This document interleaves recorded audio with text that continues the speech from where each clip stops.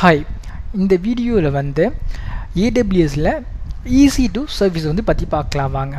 சரி, இப்போ வந்து EC2வில் ஒரு சர்வர் வந்து ரெண்டுக்கு எடுக்கணும் அப்படின்னு நமக்கு என்ன வேணும்? ஃபர்ஸ்ட் பார்த்தீங்கன்னா வந்து AWS அக்கௌண்ட் வேணும். ஓகே, அந்த அக்கௌண்ட்டுக்குள்ளே போயிட்டு நீங்கள் என்ன பண்ணணும்னா, எனக்கு இந்த ரீஜியனில் வந்து வேணும்ப்பா சர்வர் அப்படின்றத ரீஜன் செலக்ட் பண்ணணும். எக்ஸாம்பிள் மும்பை அப்படி வச்சுக்கலாம். அந்த மும்பை ரீஜனில் இந்த இன்டர்நெட்டில் எனக்கு வந்து என்ன பண்ணணும்?